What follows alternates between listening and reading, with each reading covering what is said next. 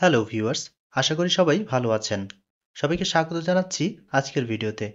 আজকের ভিডিওতে আমরা আমাদের ভারতের দাদাবাবুদের নৌবাহিনীকে নিয়ে কথা বলবো। নিজেদের সুপার পাওয়ার দাবি করা ভারতীয় সামরিক বাহিনী মাঝে মধ্যেই বিভিন্ন উদ্ভট এবং হাস্যকর কাণ্ড কারখানা ঘটায়। সম্প্রতি মাছ ধরার ট্রলারের সাথে ভারতের নৌবাহিনীর একটি সাবমেরিনের সংঘর্ষ হয়েছে। দুর্ঘটনা আর ভারতের নৌবাহিনী শব্দ দুটি ভিন্ন হলেও একে অপরের পরিপূরক। তাদের মধ্যকার সম্পর্ক জনম জনমের, কখনোই ছিন্ন হবার নয়। আসলে ভারতীয় নৌবাহিনী কি দুর্ঘটনার শিকার হয়, নাকি দুর্ঘটনা ভারতীয় নৌবাহিনীর শিকার হয়? সে প্রশ্নের উত্তর আমার জানা নেই। আপনাদের জানা থাকলে কমেন্ট সেকশনে অবশ্যই জানাবেন। গত 21শে নভেম্বর 2024 তারিখে গোয়ার উত্তর পশ্চিমে 70 নটিক্যাল মাইল দূরে মার্থমা নামক একটি ফিশিং ভেসেলের সাথে ইন্ডিয়ান নেভির একটি স্করপিয়ন ক্লাস সাবমেরিনের সংঘর্ষের ঘটনা ঘটেছে। মাছ ধরার ট্রলারটিতে থাকা 13 জনের মধ্যে 11 জনকে উদ্ধার করা সম্ভব হয়েছে, তবে এখনও 2 জন মিসিং রয়েছে। তাদের উদ্ধারে অভিযান অব্যাহত রয়েছে। ইন্ডিয়ান নেভি এই ঘটনায় উচ্চ পর্যায়ের তদন্তের নির্দেশ দিয়েছে। এছাড়া কোস্ট গার্ড এবং maritime rescue coordination centre Mumbai থেকেও সহযোগিতা নেওয়া হচ্ছে। স্করপিয়ন ক্লাস সাবমেরিন ইন্ডিয়ান নেভির সর্বাধুনিক ও অত্যন্ত শক্তিশালী সাবমেরিন। স্করপিয়ন ক্লাস সাবমেরিন হল ফ্রান্সের নেভাল গ্রুপের তৈরি করা সাবমেরিন।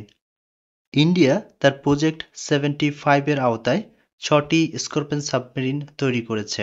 সবগুলোই ইন্ডিয়াতে তৈরি করা হয়েছে, কারণ চুক্তি অনুযায়ী নেভাল গ্রুপ ইন্ডিয়াকে টট অর্থাৎ ট্রান্সফার অফ টেকনোলজি সরবরাহ করেছে। এটি অ্যান্টি সারফেস ও অ্যান্টি সাবমেরিন যুদ্ধ, গোয়েন্দাগিরি, মাইন বসানো এবং নজরদারি করতে সক্ষম। কিন্তু এত উচ্চ ক্ষমতাসম্পন্ন অত্যাধুনিক সাবমেরিন কিভাবে ফিশিং ট্রলারের সাথে সংঘর্ষে জড়ালো, তা এখনও প্রশ্নবিদ্ধ। হয়তো তদন্ত রিপোর্টে বেরিয়ে আসবে ভুলটা আসলে কার ছিল, ভারতীয় নৌবাহিনীর নাকি ফিশিং ভেসেলের, আর কেনই বা দুর্ঘটনা এড়ানো গেল না। তবে এটি ইন্ডিয়ান নেভির প্রথম বড় দুর্ঘটনা নয়। এর আগেও আরও বড় বড় দুর্ঘটনা ঘটেছে, যা ইন্ডিয়ান নেভির সক্ষমতা, পেশাদারিত্ব ও দক্ষতাকে নিয়ে প্রশ্ন উঠাতে বাধ্য।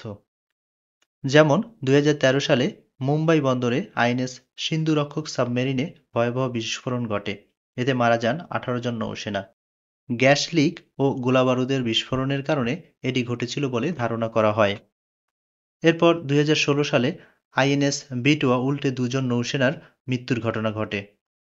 2017 সালে আইএনএস আরিহ্যান্দ, যা ভারতের প্রথম নিউক্লিয়ার সাবমেরিন, সেটি দুর্ঘটনায় পড়ে।